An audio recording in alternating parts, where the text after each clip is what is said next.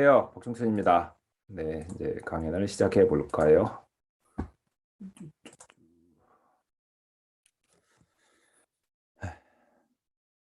네, 반갑습니다. 오늘 그 모두를 위한 ML이란 주제로 머신러닝이란 무엇인가에 대해서 좀 이야기를 나눠보고 머신러닝을 실제로 이제 어떻게 사용하는가에 대한 이야기를 나눠보겠습니다. 제가 이걸 시작하게 된 이유는 많이들 그 머신러닝을 잘 모르세요. 그래서 저희가 사실 인터넷을 다 알고 뭐 모바일도 다 아니까 모바일하고 인터넷에 관련된 일을 하듯이 아무리 우리가 머신러닝하고 전혀 상관없는 일을 한다고 하더라도 사실상 머신러닝이 그 뒤에서 다 돌아가는 거거든요. 그래서 사실 머신러닝이나 뭐 데이터, 뭐 인터넷, 모바일 같은 거는 누구든지 다 알아야 되는 그런 내용이라고 생각되어서 이 강의를 준비해서 한번 기초적인 내용부터 실제 응용 사례까지 좀 살펴보도록 하겠습니다. 잠깐 제 소개를 하면은 저는 굉장히 오랫동안 개발자 생활, 지금은 이제 개발자라기보다는 약간 관리자라든가 뭐 에반젤리스트 같은 걸 많이 하는데요. 어쨌든 굉장히 많은 회사에서 일을 했고 다양한 일을 했고 지금 하는 일을 하는 이유는 제가 이제 몇 년 전부터 머신러닝이 점점 커가는 걸 보면서 이쪽에서 일을 하고 싶다. 그래서 몇 년 전부터 머신러닝 쪽으로 옮겨서 계속 지금 일을 하고 있는 중입니다. 그래서 머신러닝의 시대라고들 하죠, 지금. 근데 이거를 따지기 전에 사실 그 시대가 어떻게 변화해 왔나에 대해서 한번 보면 좋을 것 같은데요. 결국 그 PC의 시대, 그리고 인터넷의 시대, 모바일의 시대, 그리고 데이터의 시대를 지나서 이제 머신러닝의 시대인 거죠. 그래서 이 각각의 시대가 펼쳐졌을 때 다 아시겠지만 새로운 회사가 나타나서 약간 세상을 지배하는 그런 거를 볼 수가 있는 거죠. 예를 들면 마이크로소프트가 PC의 시대를 지배했고, 뭐 구글이 인터넷의 시대를 지배했고, 뭐 애플이 이제 모바일의 시대, 이런 식으로 이 시대가 변하면서 새로운 회사들이 나오고 있거든요. 그래서 이제 머신러닝 또한 굉장히 큰 흐름이 될 것이고 이 머신러닝을 잘 사용하는 회사들이 앞으로 예를 들면 10년, 20년을 할 수 있는 그런 게 되겠죠. 그래서 뭐 구글이라든지 마이크로소프트라든지 뭐 아마존이라든지 애플이라든지 다 엄청나게 열심히 머신러닝 쪽으로 들어가려고 하는 이유도 이거고요. 그래서 머신러닝에 대해서 이야기를 하기 전에 먼저 또 봐야 될 게 데이터거든요. 결국 회사가 일을 할 때 데이터를 기반으로 일을 하느냐 아니면은 그냥 주먹구구식으로 일을 하느냐 이런 거에 대해서 살펴봐야 되는데 이 데이터를 기반으로 일을 하기 위해서 필요한 게 이제 디지털 트랜스포메이션이라고 하죠. 그래서 결국 회사가 운영하는 방식이 그냥 매번 그냥 주먹구구로 돌아가는 게 아니라 철저하게 프로세스로 돌아가고 거기에서 모든 데이터가 수집되고 그 데이터를 기반으로 모든 의사 결정을 내리는 결국 회사가 데이터에 의해서 움직이는 게 이제 디지털 트랜스포메이션이거든요. 디지털 트랜스포메이션을 이 무엇이냐를 따지기 전에 디지털 트랜스포메이션을 잘하기 위해서 필요한 역량이 있어요. 이 이야기를 하는 이유는 결국 우리가 머신러닝을 잘하기 위해서는 그 회사가 디지털 트랜스포메이션을 해야 되고 디지털 트랜스포메이션을 위해서는 이 네 가지 역량을 갖춰야지만 사실상 필요한 데이터를 모을 수 있고 그렇게 모아진 데이터를 바탕으로 이제 머신러닝을 할 수 있는 거죠. 그래서 어떤 역량이 필요하느냐면 이제 첫 번째가 기술 역량, 두 번째가 데이터 역량, 세 번째가 프로세스 역량, 그리고 마지막 네 번째가 조직 변화 역량입니다. 결국 조직이 변화를 할 수 있어야 기존 방식에서 새로운 방식으로 변할 수 있는 거고 새로운 방식으로 변하면서 모든 프로세스를 잘 정립해서 돌아가고 그 프로세스 속에서 계속 데이터를 만들어내고 그 데이터들을 잘 모으고 쓸 수 있는 기술들이 있는 결국 회사가 기술과 데이터와 프로세스 그리고 조직 변화 역량이 있어야 디지털 트랜스포메이션이 성공할 수 있고 이렇게 디지털 트랜스포메이션을 한 이후에야 쓸만한 데이터들이 모여서 사실상 저희가 원하는 머신러닝을 할 수 있게 됩니다. 그러니까 결국 데이터로 귀결되는데 데이터는 크게 보면 두 가지 용도가 있습니다. 하나는 사람이 보기 위한 용도가 있고 두 번째는 기계가 보기 위한 용도가 있습니다.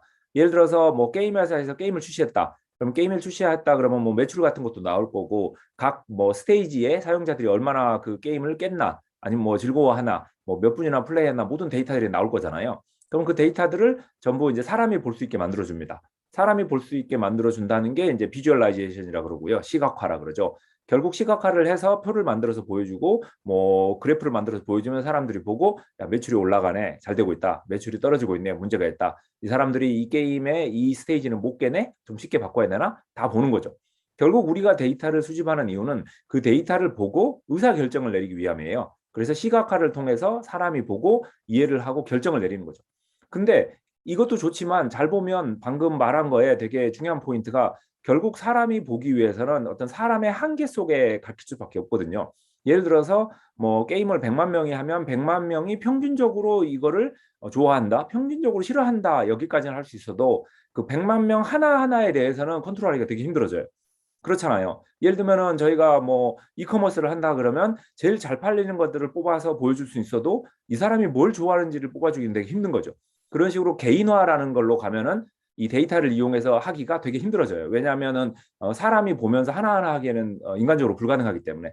근데 결국은 기계가 봐야 됩니다. 그래서 데이터를 잘 모은 다음에 그걸 시각화해서 사람이 보고 쓸모 있는 데이터를 가지고 사업을 잘 돌리는 방법이 있고, 거기서 한 번 더 나가면 그 데이터들을 기계한테 줘서 기계가 개인화를 해서 결국 이게 이제 머신러닝이고 인공지능인 거죠. 그래서 절저하게 사용자에 맞춰서, 아까 게임 같은 경우에는 사용자들이 뭐 이 판을 어렵다고 생각하는 사람들한테는 좀 쉽게 해주고 쉽다고 생각하는 사람들은 좀 어렵게 해주고, 이런 식으로 뭐 개인화를 통해서 훨씬 더 잘할 수 있는 거죠.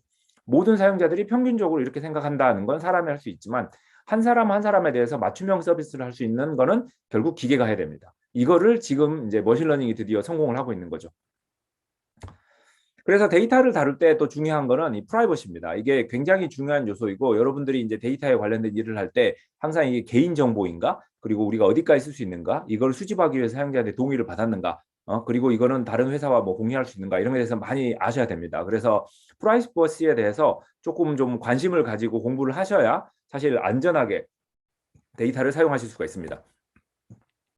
그리고 나서 이 데이터를 사용하는 거에 대해서 이제 머신러닝이라는 걸로 넘어가는데요.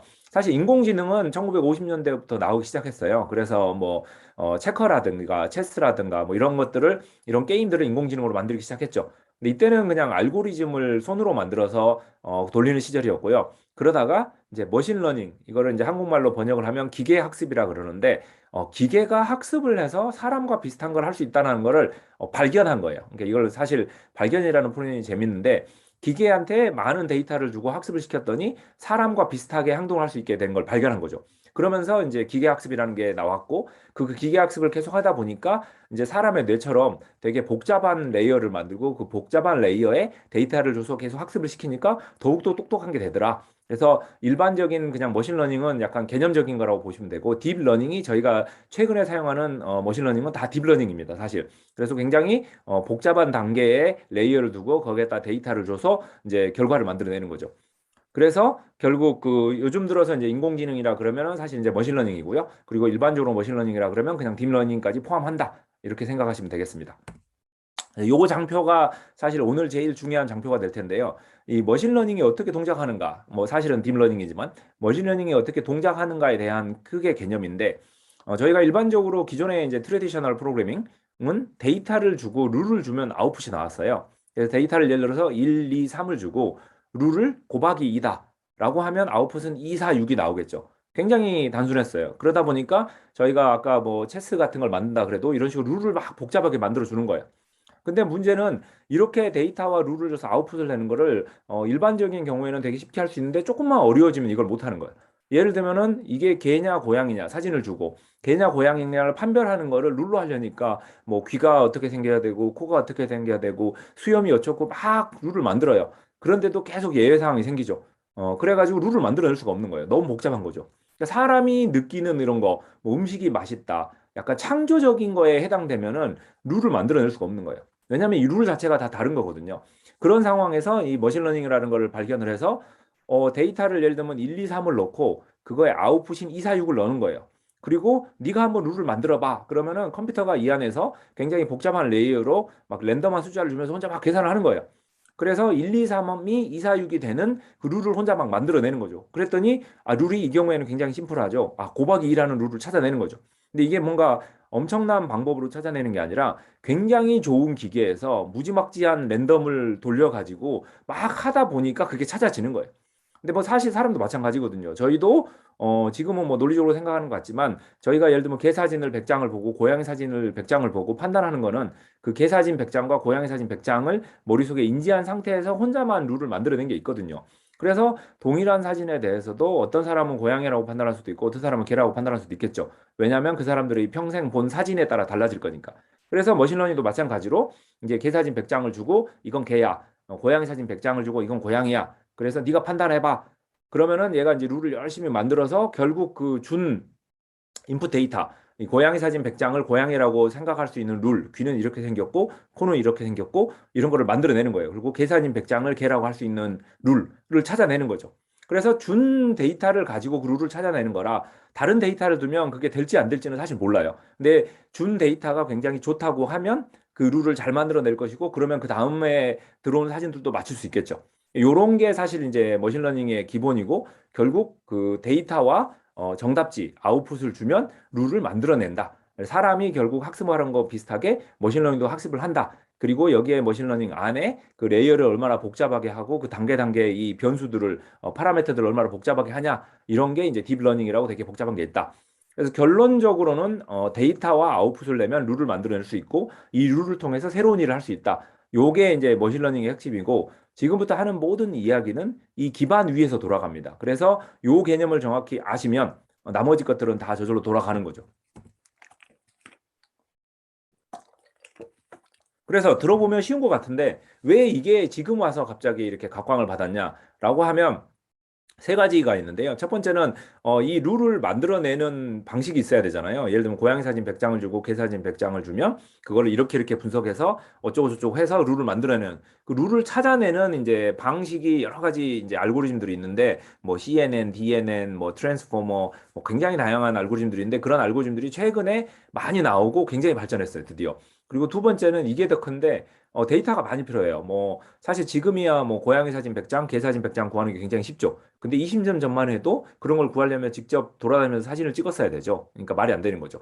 그리고 지금은 이제 클라우드로 굉장히 좋은 CPU 파워가 생겼어요. 그래서 뭐 고양이 사진 100장, 개 사진 100장 주고 야, 공부해봐. 그러면 학습해봐. 그러면 이제 클라우드에 막강한 이제 컴퓨팅 파워로 그걸 다 랜덤하게 계산하는 거죠. 그래서 이 머신러닝으로 이 학습을 하는 데는 굉장한 CPU 파워가 필요합니다. 그걸로 학습이 다 된 결과물, 그 룰에다가 이게 고양이냐 개냐라고 물어보면 굉장히 쉽게 답변할 수 있는데 그 룰을 만들어내는 이걸 이제 모델이라 그러는데 이 모델링을 하는 과정은 굉장한 파워가 필요한데 그걸 하기 위해서 굉장히 좋은 게 지금의 이제 클라우드죠. 그래서 다시 말씀드리지만 되게 좋은 알고리즘들이 나오고 그리고 굉장히 많은 데이터가 있는 상황에서 클라우드로 컴퓨팅 파워까지 있으니까 이제 머신러닝이 이제 각광을 받는 그리고 실제로 되는 그래서 알파고 같은 것도 사실 지금에 와서야 이렇게 된 이유가 이런 모든 것들이 가능해지니까 된 거죠. 그래서 머신러닝으로 가면 세 가지 타입의 이제 그 학습이 있습니다. 이것도 굉장히 중요한 요소인데요. 첫 번째는 그 인풋을 주고 그리고 아웃풋을 줘요. 그러니까 정답지를 주는 거죠. 개 사진 100장, 고양이 사진 100장을 주고 학습해. 그러면 공부를 해서 룰을 만들어내는 거예요. 어떤 건 고양이고 어떤 건 개구나라는 걸 발견하는 거죠. 그래서 이걸 하기 위해선 중요한 건 데이터가 굉장히 많이 있어야 되고 그 데이터에 대한 정답지도 다 있어야 돼요. 우리가 원하는 행동이죠. 근데 이게 재밌는 게 쇼핑몰 같은 데서 사용자가 다음에 살 물건이 무엇일까? 아니면은 광고 같은 데서 이 사용자가 이 광고를 클릭할 확률은 무엇일까?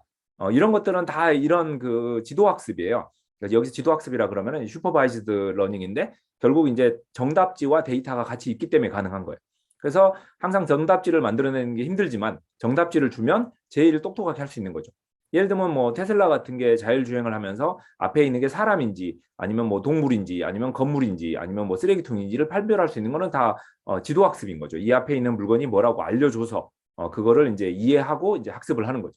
하지만 세상 모든 데이터한테 정답지를 줄 수 없는 거거든요. 그래서 뭐 예를 들면은 방금 말했던 뭐 사용자가 다음에 뭐 살까? 그러면은 이제 그 전에 있던 데이터들을 갖고 다 할 수 있는데 그게 아니라 뭐 내일의 날씨는 어떻게 될까? 뭐라든지 저기 동물이 예를 들면 100마리가 있는데 그 동물 중에서 어떤 동물이 뭐 고양이 과고 어떤 동물이 개과냐 이런 식으로 모든 그 데이터에 대해서 정답지를 만들어내는 건 무척 힘든 일이거든요.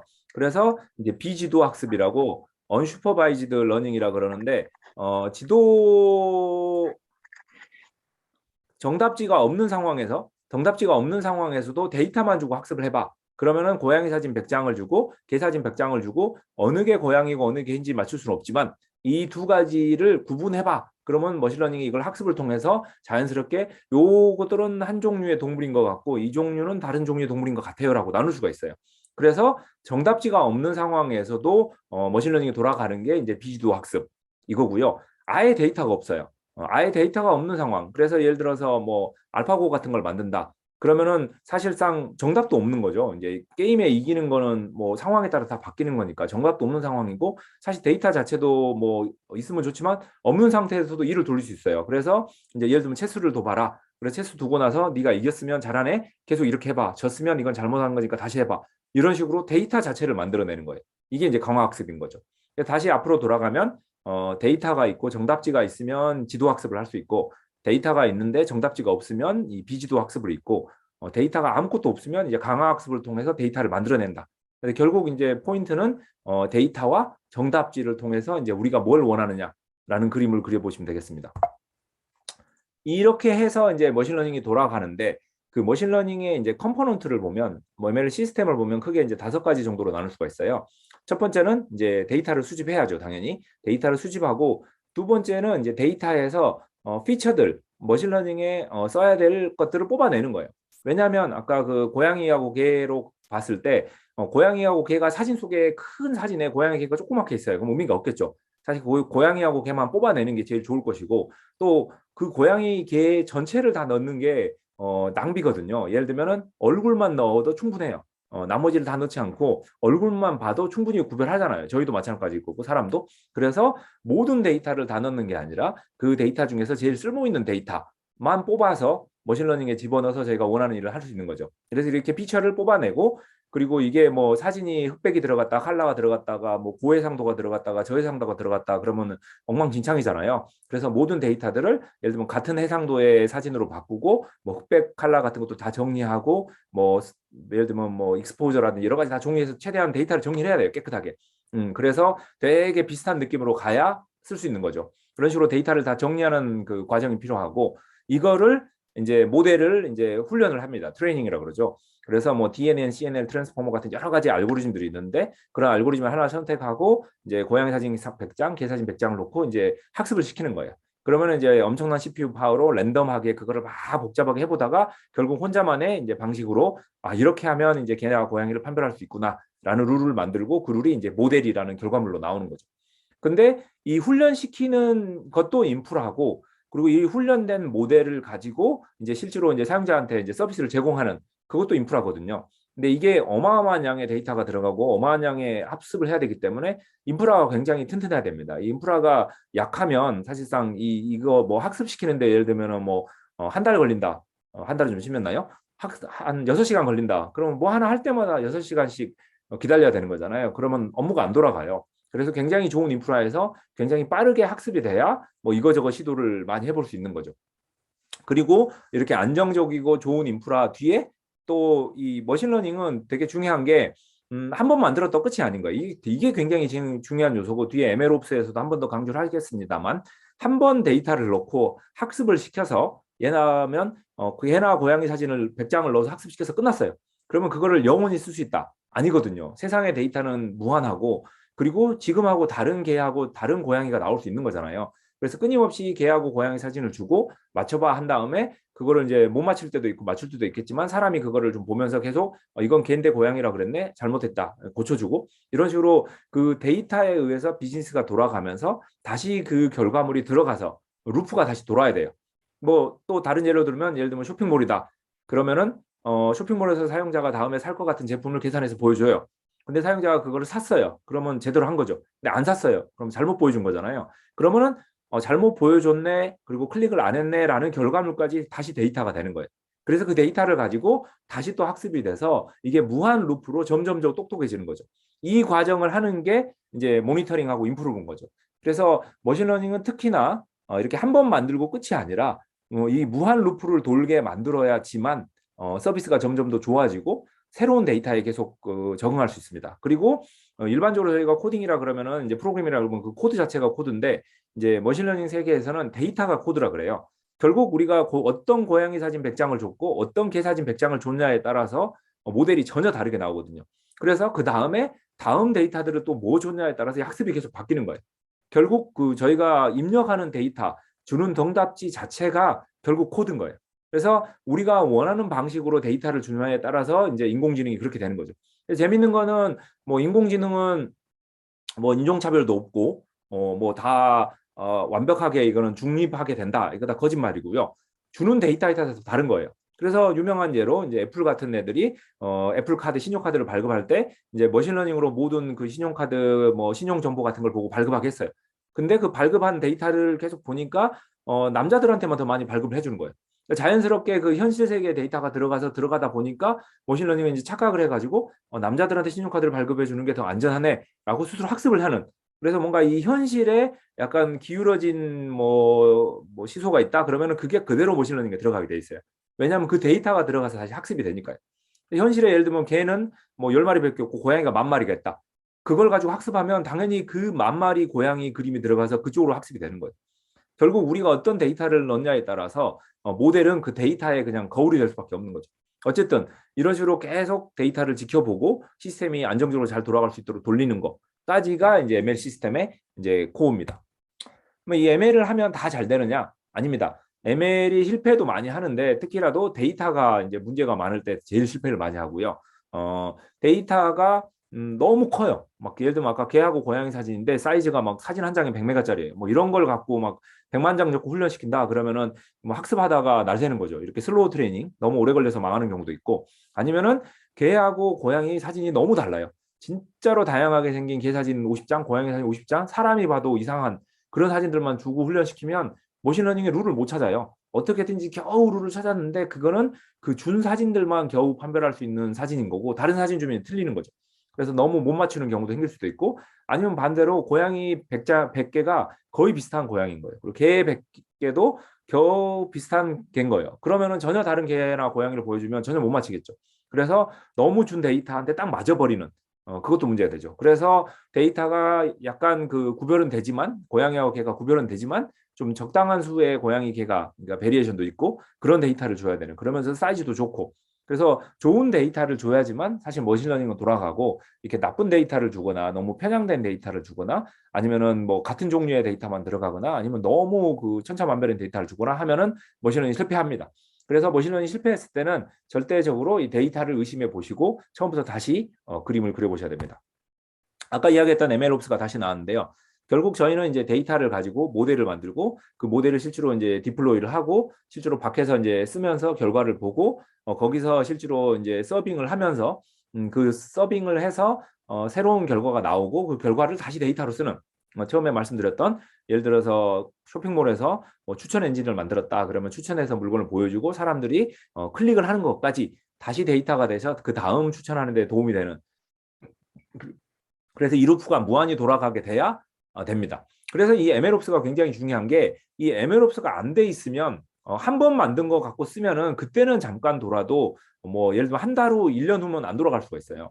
그래서 예를 들면 이런 게 있었는데 제가 이제 뭐 이렇게 컨설팅을 하다가 어떤 이제 그 자율주행 같은 거 하는 회사에서 자율주행한 거를 이제 주행한 모든 데이터를 가지고 자율주행 비슷한 걸 만든 거예요. 그래서 이제 기계에 넣었어요. 근데 문제는 그 기계에 놓고 나서 그 운행하는 데이터가 다시 안 들어오는 거예요.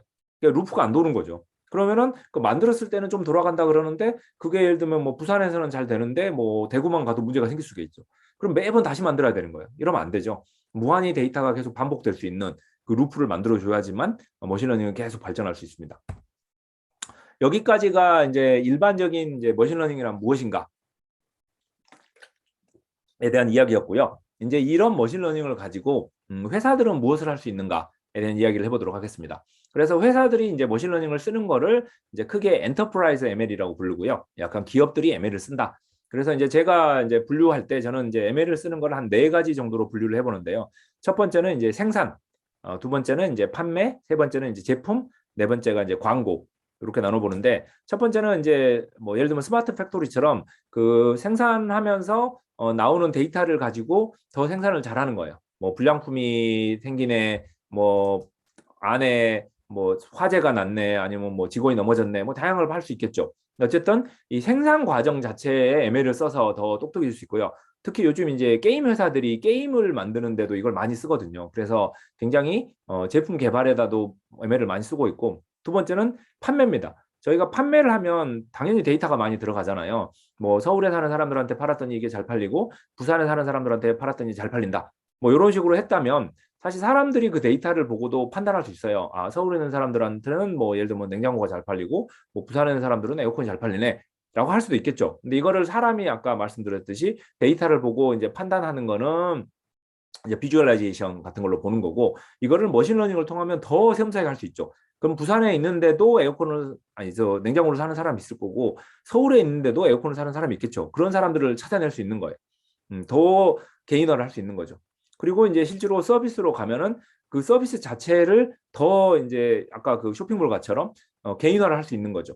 그리고 마지막으로 이제 충분한 데이터가 많이 쌓였다 그러면 그 데이터를 바탕으로 하면 이제 광고 사업도 들어갈 수 있습니다. 근데 요거를 한번 예를 들어보면, 예를 들면 유튜브 같은 서비스가 있다. 유튜브는 당연히 이제 광고로 돈을 보고 있죠. 어떻게 광고로 돈을 버나요? 유튜브의 시청 이력들을 다 바탕으로 광고들을 보여주고, 그 광고에 클릭한 기록들을 보고, 아, 이 사용자한테 이런 광고를 보여주면 효과가 있구나라는 걸 다 분석해서 광고 사업으로 돈을 벌죠. 그리고 유튜브 서비스 자체도 이제 이 영상을 보고 나면 다음에는 무슨 영상을 보여주지? 자동 추천으로 다 돌아가죠. 그리고 심지어 그 영상 속에서 자막을 뽑아내는 것도 이제 다 그 소리를 듣고 자동으로 분석해서 자막으로 만들어주고, 또 이제 그런 거 번역 서비스 같은 것도 막 나오고 있죠. 그런 식으로 서비스 자체를 머신러닝으로 굉장히 강화하고 있고, 그리고 유튜브에서 뭐 새로운 기능이 나오거나 아니면 뭐 유튜브 프리미엄 써보세요. 뭐 2달 무료, 3달 무료. 다양한 마케팅 활동을 할 텐데 그 마케팅 활동도 또 다 머신러닝으로 데이터를 분석해서 하는 거죠. 이런 식으로 그 일반적인 회사의 많은 활동들을 머신러닝을 통해서 다 강화할 수가 있습니다. 그리고 이거를 이제 반대 측면에서 이제 ML 업계들은 이제 뭐를 하고 있느냐? 방금 말했던 것들을 이제 그 이루어주는 컴포넌트 같은 건데요. 첫 번째는 이제 그 기존에 있던 서비스들을 머신러닝을 가지고 이제 더 강화하는 게 있습니다. 그래서 방금 말씀드렸던 약간 그 뭐 넷플릭스라든가 뭐 GS샵 같은 그런 서비스들이 더 개인화를 하는 거죠. 이런 개인화를 하는 거를 머신러닝을 통해서 하는 거죠.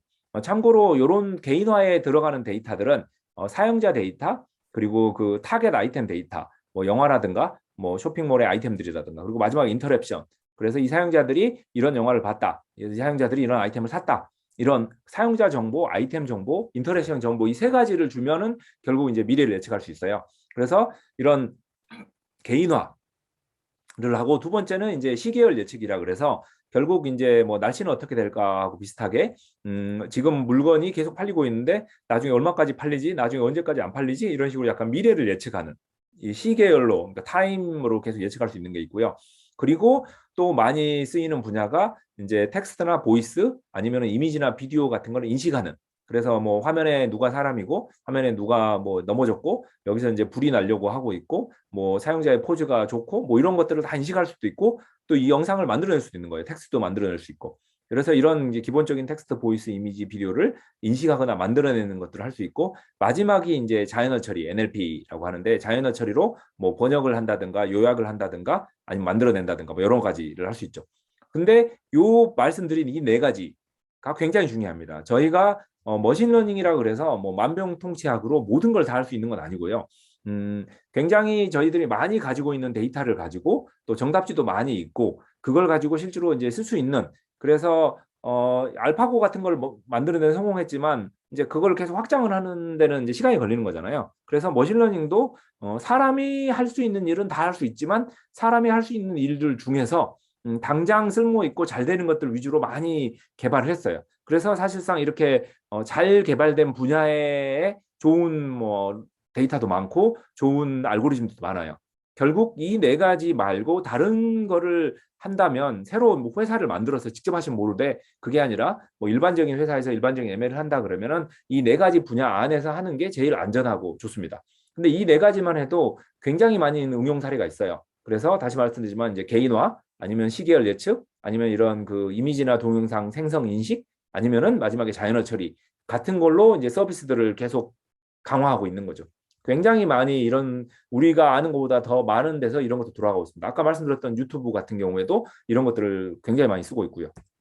그리고 여기서 조금 더 들어가면 그 서비스 자체를 머신러닝으로 돌리는 회사들이 나오고 있어요. 그래서 굉장히 많은 ML 스타트업들이 버티컬 마켓, 약간 특수한 마켓에 이런 걸 가지고 들어와서 예를 들면은 골프 튜터인 거예요. 그래서 골프 영상을 올리면 그걸 보고 내 골프 자세를 고쳐준다든가, 아니면은 뭐 CCTV에다 이 소프트웨어 설치하면 누가 도둑놈이 들어왔다거나 아니면 불이 났다고 하면 알람 울려준다든가, 아니면 전화 통화 앱을 만들었는데 전화 통화를 하고 나면 그 통화 내용을 다 텍스트로 바꿔준다든가.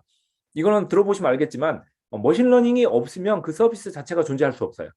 예를 들면 앞에 뭐 쇼핑 같은 경우라든지 넷플릭스 같은 경우에는 뭐 머신러닝이 추천을 잘해주면 좋긴 하겠지만 어쨌든 해당 플랫폼은 머신러닝이 없어도 돌아가긴 하죠. 물론 이제 경쟁력은 떨어지겠지만 하지만 지금 제가 말씀드리는 서비스들은 머신러닝이 없으면 아예 존재할 수가 없어요. 이렇게 머신러닝이 이제 코어인 서비스들이 이제 점점 나오고 있고 이런 게 점점 더 많이 나올 거예요. 결국 그래서 머신러닝이 더 좋게 해주는 서비스들이 있고 머신러닝 자체가 이제 서비스인 그런 서비스도 나오고 있고요. 마찬가지로 여기도 이제 개인화, 시계열 예측, 그리고 뭐 텍스트 이미지, 마지막에 이제 자연어 처리 같은 것들로 이제 계속 나오고 있습니다. 예를 들면 전화 통화하는 거를 이제 텍스트로 바꿔주는 거는 사실 이제 보이스 레코그니션이고, 그 다음에 그거를 통화 내용을 요약해 주기도 해요. 요점 정리 그런 거는 이제 자연어 처리 쪽에서 만들어낸 모듈들로 가지고 진행하고 있죠. 그리고 여기 이제 여러 가지들이 나왔는데 이런 것들을 사실 이제 직접 다 만들어서 쓴다. 우리가 이제 개인화 모델을 만들고 시계열 예측 만들고 뭐 이미지 인식하고 자연어 처리 만들고 굉장히 어렵거든요. 쉽지 않습니다. 이게 어마어마한 양의 데이터가 들어가야 되고 그 데이터와 정답지를 가지고 또 서비스를 만들고 그 서비스가 새로운 데이터를 가지고 계속 또 학습도 해야 되고 아까 말씀드렸던 MLOps 같은 것도 해야 되고 쉽지 않거든요. 그래서 결국 뭐 저희가 옛날에는 기계 사갖고 직접 서버 설치했는데 지금은 아무도 그렇게 안 하잖아요. 그냥 클라우드를 사용하잖아요. 그런 것처럼 ML도 ML 플랫폼들이 그래서 머신러닝 에서 서비스, MLS라고 해서 ML 플랫폼들이 나오고 있고 방금 말했던 네 가지 분류의 일들은 이 ML 플랫폼들에서 사실 잘 제공해주고 있어요. 그래서 이런 걸 통해서 되게 빠르게 원하는 걸 할 수 있죠. 뭐 개인화라 그러면은 저희 몰로코의 뭐 레코멘데이션 엔진이라 뭐 시계열 예측이라고 하면 아마존의 포캐스트라는 게 있고 뭐 이미지 인식 같은 경우에는 이제 구글 뭐 클라우드 비전 AI 이런 굉장히 잘 만들어진 ML 엔진들, ML 플랫폼들이 있기 때문에 이걸 사용하면 사실 원하시는 일들을 대부분 굉장히 빠르게 할 수 있어요. 그리고 이걸 통해서 많은 걸 할 수 있는데 우리가 직접 그래도 머신러닝 좀 더 해보고 싶다. 우리 데이터는 되게 독특하고 그리고 예를 들어서 아까 말했던 자율주행 같은 거 만들어 보고 싶다. 그러면은 사실 이 기존에 있는 거 갖고 부족하거든요. 일부는 할 수 있어도. 그래서 우리가 직접 데이터와 뭐 모델링을 해야 되겠다. 그러면은 이제 ML 플랫폼 말고 좀 더 로우 레벨로 만들어야 되는데 그 경우에도 바닥부터 다 만들면 너무 오래 걸려요. 바닥부터 다 만들면 너무 오래 걸리기 때문에 예를 들면 아마존의 세이지 메이커라고 저희가 이제 알고리즘을 고르고 이제 데이터를 주고 정답지를 주고 훈련을 시키면 결과가 나오고 쓸 수 있게 그래서 그 ML 아까 시스템에 굉장히 많은 거를 커버를 해줘요. 그래서 우리는 이제 데이터하고 정답지에만 좀 집중하고 나머지 짜잘한 ML 옵스는 다 시스템이 해주는 것들이 나와 있고 그래 이런 걸 이용해서 하는 게 좋습니다. 근데 이제 아마존 세이지 메이커 같은 걸 쓰지 않고 우리가 바닥부터 다 하겠다. 그러면은 거의 아마존 클라우드를 안 쓰고 우리가 처음부터 다 만들겠다. 급에 정말 많은 노력이 들어가야 됩니다.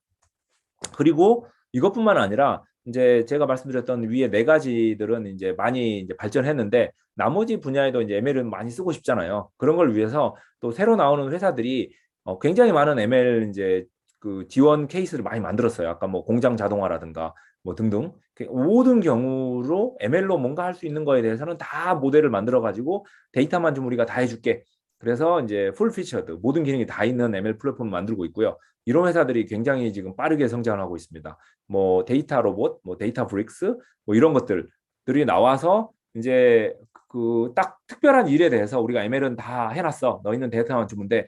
이런 회사들이 이제 각광을 받고 굉장히 경쟁을 하면서 한 10년 모르겠어 한 5년 이내에는 뭐 어떤 서비스라도 굉장히 쉽게 이제 ML을 쓸 수 있는 시대가 곧 올 것이다. 라고 보고 있습니다. 저희 몰로코도 사실 그런 거를 하려고 애를 쓰고 있는 회사 중에 하나고요. 그런데 이렇게 한다고 그러면 우리 회사 내 회사가 할 일은 없냐? 아닙니다. 제일 중요한 건 데이터예요. 그래서 좋은 데이터를 수집하고 그 좋은 데이터에 대해서 정답지를 잘 만들고 고양이 사진 100장, 개 사진 100장을 수집하고 이건 고양이다, 저건 개다라고 붙여주는 게 의미가 있고 그 데이터가 들어가야지만 서비스가 돌아가는 거잖아요. 그래서 좋은 데이터를 모으고 거기에 정답지를 잘 붙이는 게 제일 중요하고 요거에 집중을 하는 게 ML 플랫폼을 만드는 것보다 훨씬 더 중요하고 ML 플랫폼은 남들이 만들어 놓은 걸 쓰고 우리는 좋은 데이터를 모으는 데 집중하는 게 훨씬 더 효과적으로 뭐 아마존 클라우드를 쓰는 것처럼 저희가 개발을 더 잘할 수 있게 됩니다. 사실 ML 플랫폼 이야기를 조금만 더 해보면 결국 우리가 왜 직접 하지 않고 ML 플랫폼을 써야 되냐라고 하면 이제 세 가지를 말씀드리고 싶은데 첫 번째는 이 ML이 생각보다 이게 크고 복잡해요. 그러니까 데이터가 갈수록 많아지거든요. 뭐 예를 들면 쇼핑몰에서 사용자가 뭐 구매한 기록을 가지고 뭐 다음에 살 아이템을 예측한다. 장난이 아니거든요. 예를 들면 뭐 일주일치 구매 기록만 해도 뭐 몇십억 건이 될 것이고 사용자도 뭐 몇천만 명일 거고 몇천만 명의 사용자가 몇십억 건의 구매 기록들을 다 가지고 거기 안에 있는 아이템 예를 들면 5만 가지에 대해서 다음에 뭐 할지를 훈련시킨다. 그러면은 이거 시스템 잘못 디자인하면은 학습하는 데만 예를 들면 막 6시간 걸리고 그 한 번 학습시키는 데 들어갈 CPU 돈만 예를 들면 1,000만 원이 들어갈 수 있는 거예요. 그것만 해도 문제인데 이게 비즈니스가 계속 커져요. 점점 잘 돼가지고. 그러면은 처음에는 비용이 예를 들면 한 1,000만 원 들어갔는데 나중엔 배보다 배꼽이 터져가지고 머신러닝만 가지고 막 몇십억씩 들어갈 수도 있는 거예요. 결국은 굉장히 이렇게 시스템이 안정적으로 돼 있고 그게 굉장히 비즈니스가 커져도 비용이 기하급수적으로 늘지 않고 안정적으로 관리가 가능하다. 그래서 우리 비즈니스가 이제 약간 이렇게 실험적으로 ML을 써볼 때는 괜찮은데 이 ML이 잘 돼서 뭐 넷플릭스나 아까쯤에 뭐 쇼핑몰처럼 너무 서비스가 커졌을 때도 비용이 감당하게 되려면 ML 플랫폼이 그런 비용이 올라가지 않도록 그게 이제 안정적으로 잘 돌아갈 수 있도록 돼 있어야 되죠. 그다음 두 번째는 ML은 되게 어려운 거예요. 이거는 사실 이제 나중에 이제 ML 쪽에 이야기를 좀 더 할 때 이야기를 하겠지만 머신러닝으로 그 모델을 만드는 사람들은 거의 수학에 약간 미친 사람들 그리고 이제 영어 논문을 한 10개를 읽어도 이게 통하지 않을 사람들 그런 식으로 사실상 모두가 ML을 잘할 필요는 없어요. 모두가 저희가 인터넷을 만드는 건 아니잖아요. 모두가 아이폰을 만드는 건 아니고 우리는 아이폰을 잘 쓰고 우리는 인터넷을 잘 쓰는 거죠. 그런 것처럼 회사에서도 모두가 ML을 잘할 필요는 없어요. 특히나 ML 가지고 뭘 돌리는데 ML 플랫폼을 사용한다. 그러면 이 개념만 알면 되는 거지. 우리가 아마존의 클라우드 내부에 뭐 CPU를 뭘 쓰고 있고 뭐 그 안에 하드웨어는 어떻게 연결하고 그 네트워킹 어떻게 돼 있고 뭐 전원은 어떻게 공급하고 그 에어컨 시스템 어떻게 돼 있고 이 복잡한 걸 다 모르잖아요. 그런 것처럼 ML도 어느 정도는 알아야 되지만 아주 깊숙이는 저희가 몰라도 되거든요. 이제 그걸 알고 싶은 사람들이 있는데 그런 사람들이 이제 ML 엔지니어들, 이제 모델러들인데 이분들은 다시 말씀드리지만 막 수학에 미쳐 살고 너무 수학이 좋고 뭐 영어 논문 20편 읽었는데 막 잠이 푹 잘 수 있고 이런 사람들이 이제 ML로 엄청난 이런 모델들을 만들어낼 수 있습니다. 굉장히 그 비싼 사람들이고 뭐 애플이나 예를 들면 구글 같은 데서 이런 사람들 확보에 혈안이 돼 있고 뭐 대한민국에서도 그런 사람들은 막 구글이나 아니 저기 네이버나 뭐 카카오에서 미친듯이 스카우트 해가지고 그래서 극소수의 이제 ML 엔지니어들이 엄청난 이제 이런 모델들을 만들어내고 있죠. 마지막으로 ML이 어쨌든 사업에 도움이 돼야 돼요. 이게 실제로 써먹어야지 했더니 멋지네 이거 가지고는 안 됩니다. 했더니 비즈니스에 도움되네. 결국 일반 회사가 ML을 하려고 그러면은 이 세 가지가 다 안 돼요. 실제로 ML로 서비스에 도움되게 하려니까 너무 힘든 거예요. 이게 실험실에서 했을 때는 되는데 실제 비즈니스에 적용은 안 되는 거죠. 그리고 비즈니스에 적용하려면 모델을 더 잘 만들어야 되는데 이 모델을 잘 만들기 위해서는 굉장히 뛰어난 ML 엔지니어가 필요한데 찾을 수가 없죠. 네이버와 카카오가 다 스카우트 가버렸으니까 찾을 수가 없는 거고. 그래서 어찌저찌 어쨌든 그래도 만들었다. 그래서 돌아는 가는데 비용이 너무 많이 들어요. 그러면서 이제 비즈니스가 커지면 그 ML 비용과 그 데이터 스토리지 비용 장난 아니거든요. 제가 예를 들면 삼성전자에 있었을 때 데이터가 엄청나게 많았는데 그 데이터 보관 비용만 해도 무지막지한 거예요. 그래서 어떻게 하면 그 비용을 아낄까, 어떻게 하면 뭐 머신러닝 비용을 아낄까 고민 진짜 많이 했었거든요.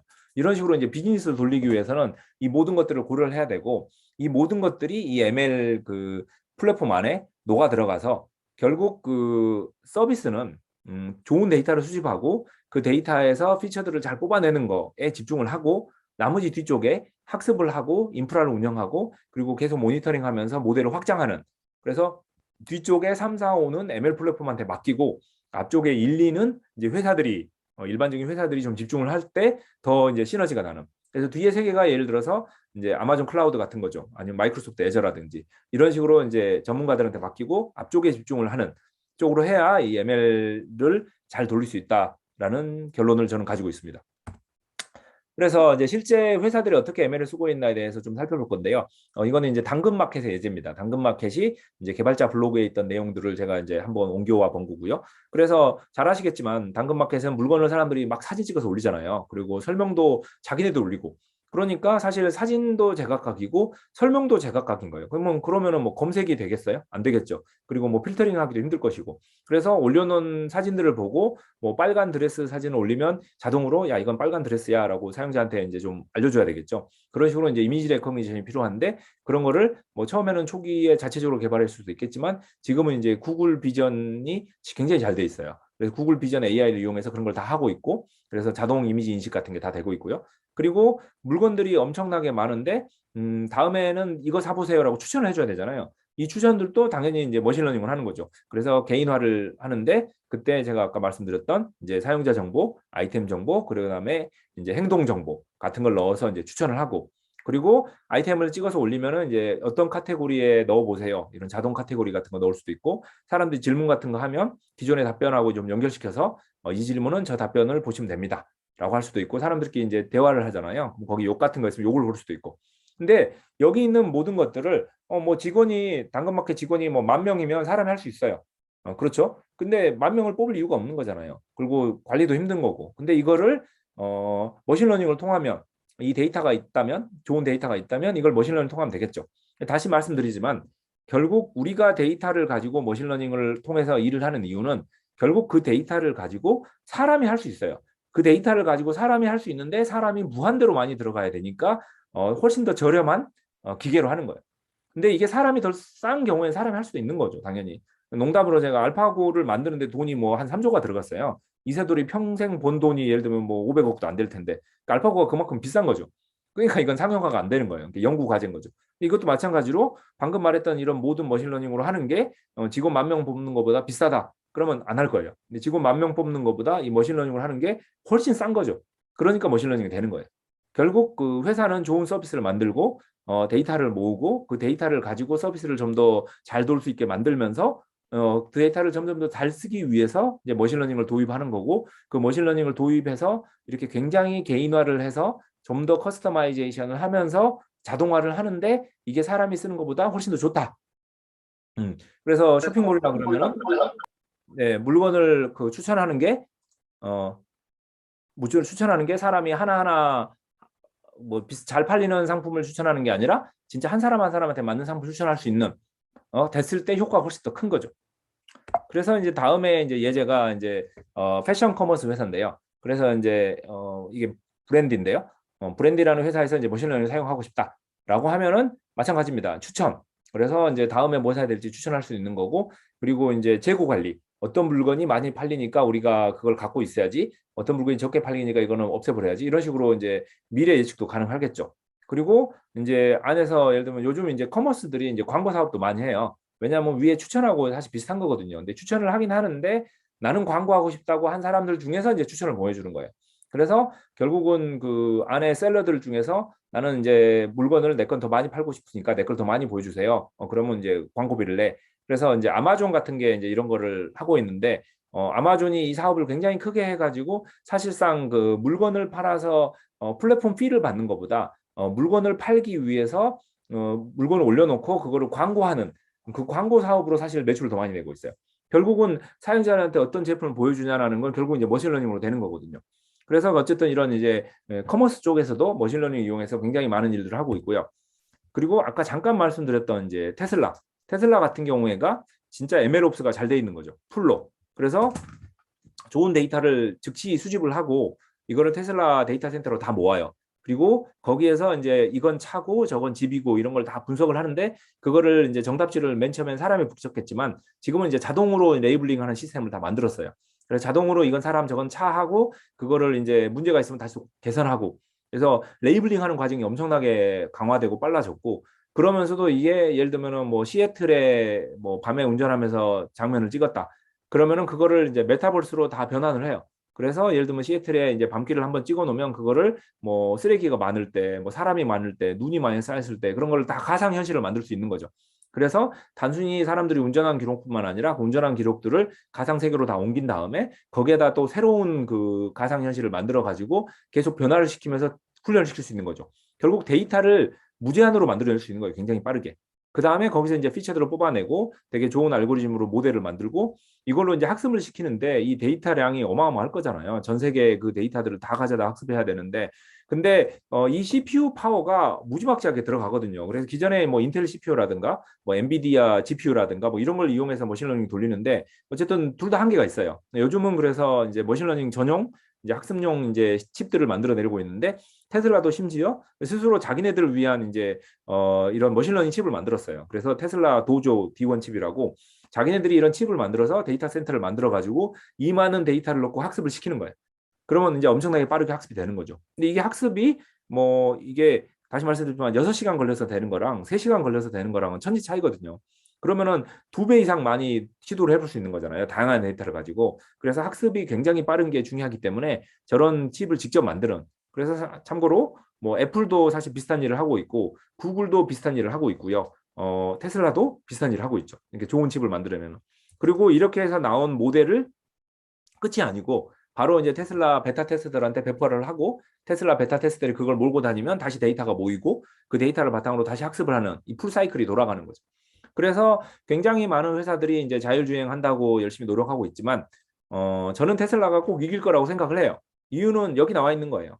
이 풀사이클로 돌아가고 있고 그리고 제일 많은 데이터를 수집해요. 그러니까 제일 많이 데이터를 수집하고 그거를 누구보다도 강력한 그 칩으로 학습을 하고 있고 이렇게 나온 결과물을 다시 그 차한테 배포를 하고 이거를 이렇게 무한대로 이렇게 돌리는 회사와 아니면 데이터도 조금밖에 없는데 어떻게든 이렇게 만들어 가지고 출시하고 출시한 다음에는 데이터가 안 모여요. 그냥 이제 자동차 안에 들어가고 끝인 거죠.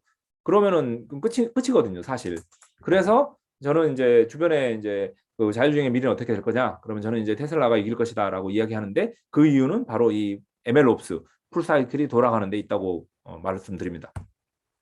그리고 게임 회사들도 이 ML을 이용해서 굉장히 많은 일을 하고 있어요. 그래서 이제 생산과 운영 두 가지 측면에서 하고 있는데요. 잠깐 이제 운영을 먼저 이야기해 보면 아까 이야기했던 것들이 다 들어가요. 그래서 이제 게임 안에 약간 개인화라든가 약간 추천 그리고 이제 미래 예측 같은 게 다 들어가고 그리고 이제 포캐스팅 이제 사용자들이 이제 느냐 주냐 이런 것도 할 수 있을 거고 뭐 챗봇 같은 것도 들어갈 수 있겠죠. 뭐 FAQ 같은 것도 자동으로 만들어줄 수 있겠고 그래서 게임 운영하는 데 있어서 생각보다 많은 게 들어가고 ML이 그리고 이제 생산하는 데 있어서도 ML이 굉장히 많이 사용되고 다른 업계보다도 굉장히 빠르게 이제 게이밍 쪽에서 이걸 흡수하고 있습니다. 그래서 뭐 이미지 같은 걸 그린다 그러면은 되게 이렇게 멋지게 다 그려야 되잖아요. 근데 요즘 이제 ML이 뜨다 보니까 저해상도 사진을 줘도 고해상도로 바꿔주고 흑백 사진을 줘도 칼라 사진으로 바꿔주고 뭐 여기 써보신 분들이 있을지 모르겠지만 V 플래시라고 이렇게 사진 전화기로 그냥 이렇게 서류를 찍으면 이렇게 한 일그러져 있는 종이도 이렇게 펴가지고 PDF 만들어주는 앱이 있거든요. 굉장하거든요. 그런 식으로 이미지를 다 변환해서 만들어주는 거예요. 그래서 게임도 좀 이미지 이제 낮게 그러니까 해상도가 좀 낮게 이미지를 그려도 자동으로 그걸 되게 멋있게 바꿔주는 거예요. 그러면 비디오 카드가 후져도 굉장히 하이 퀄리티 게임을 할 수 있게 되거든요. 아니면은 이제 모델링이라고 게임 안에 이제 캐릭터들이 이렇게 걸어가는 장면을 한다. 그러면 그걸 매번 만드는 게 되게 힘들거든요. 이렇게 주먹으로 때리는 장면, 걸어가는 장면 다 만드는 게 되게 힘든데 그거를 사실 적당하게 뭐 서 있는 거랑 저 앞에 있는 거랑 두 개만 주면 나머지 중간에 알아서 만드는 거예요. 뭐 사람이 만드는 것처럼. 그래서 모델링도 다 할 수 있고 심지어 이제 목소리도 하나만 녹음하면 그 목소리를 캐릭터에 맞춰서 다 바꿀 수도 있는 거고요. 그리고 대화 자체도 예를 들면 대화를 저희가 이제 써서 게임 안에 넣어놓으면 그 캐릭터가 그 대화를 할 때 개성을 주면 그 개성에 따라 대화를 바꾸는 거예요. 뭐 이런 것도 할 수 있겠죠. 뭐 디아블로 같은 경우에는 맵 같은 걸 만든다. 뭐 그걸 완전 랜덤으로 만드는 게 아니라 사용자한테 맞춰서 개인화해서 만들 수도 있겠죠. 그리고 또 최근 각광받고 있는 분야가 테스팅입니다. 게임 테스팅하는 게 또 쉬운 일이 아니거든요. 그래서 굉장히 많은 QA가 그 게임을 테스팅하는데 그런 거 역시 예를 들면 알파고를 만들었듯이 리인포스먼트 러닝 강화 학습을 통해서 이제 오토메이티드 플레이 같은 거 할 수 있죠. 그래서 누구보다도 게이밍 쪽에서 지금 머신러닝 이렇게 많이 사용하고 있고 굉장히 이런 게 뭐 5년 10년 지나면서 영향이 많이 갈 거라고 저는 믿습니다. 그래서 다시 앞으로 가서 좀 정리를 해보면 결국 그 데이터를 어떻게 사용하냐, 머신러닝을 어떻게 사용하냐에 대한 이야기고요. 첫 번째는 회사에서 할 일은 데이터 플랫폼이 좋아야 됩니다. 그래서 좋은 데이터를 수집하셔야 돼요. 그리고 이 데이터를 쓰셔야 돼요. 데이터를 수집했는데 쓰지 않으면 그냥 아무것도 없는 거예요. 그러니까 쓰지 못할 데이터는 그냥 쓰레기입니다. 그래서 데이터를 모아서 쓰셔야 되고 이거는 이제 시카카 같은 거 해서 쓰시고 그리고 A/B 테스팅 같은 거 하는 것도 되게 좋은 데이터 쓰는 거죠. 그러다가 이 데이터를 이제 사람이 쓰는 게 아니라 기계가 한번 써보고 싶어. 그러면 이제 심플 ML 플랫폼을 써보면 좋죠. 그래서 아까 말씀드렸던 뭐 구글 클라우드 비전 AI나 뭐 몰로콜 레코멘데이션 엔진이나 굉장히 좋은 엔진들이 많으니까 이런 것들을 써서 본인 회사에 필요한 것들을 ML을 적용해서 실제로 써봅니다.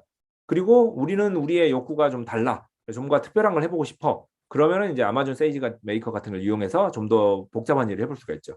근데 어쨌든 제일 중요한 거는 좋은 데이터를 모으고 그 데이터를 눈으로 보고 이제 실제로 서비스에 도움이 되게 하고 나서 이제 서서히 이렇게 발전돼 나가는 게 중요합니다. 그래서 결국 좋은 서비스를 만들고 데이터를 사용을 하고 그러면서 그 데이터를 머신러닝에도 사용을 하고 그리고 이제 머신러닝의 데이터를 쓰다 보면은 새로운 데이터를 더 발굴할 수도 있는 거고 결국 사람은 보지 않지만 머신러닝만 보는 데이터도 또 나올 때가 와요. 근데 이런 식으로 쭉 이제 흐름이 흘러가는 식으로 하는 거를 이제 권장드립니다.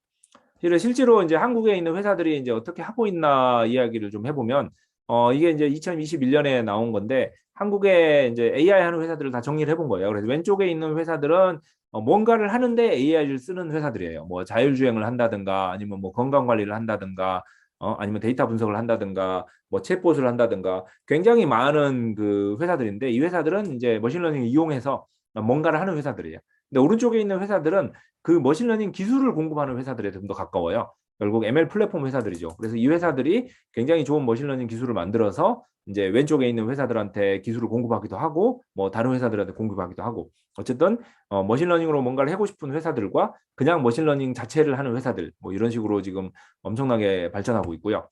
실제로 이제 AI를 하는 회사들을 좀 더 깊숙이 보면 대한민국의 AI 스타트업 뭐 25개 이제 어디서 골라놨더라고요. 아니면은 양재 AI 허브라고 AI 하는 회사들만 뭐 한 100개 정도 모아놓은 것도 있고요.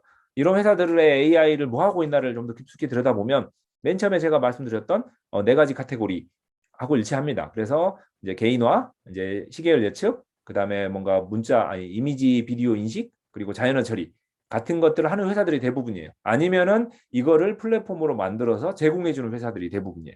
그래서 결국 이거를 해서 뭔가를 하거나 아니면 그거를 서비스로 제공하거나 하는 회사들로 다 나눠지고 있습니다.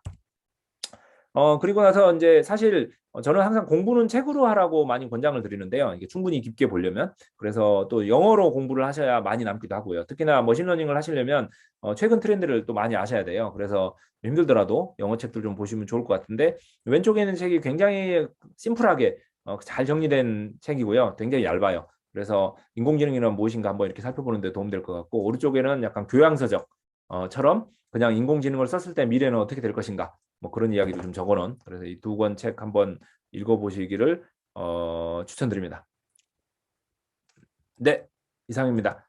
네, 오늘 참여해주신 분들께 감사드리며 마이크를 넘겨드리겠습니다.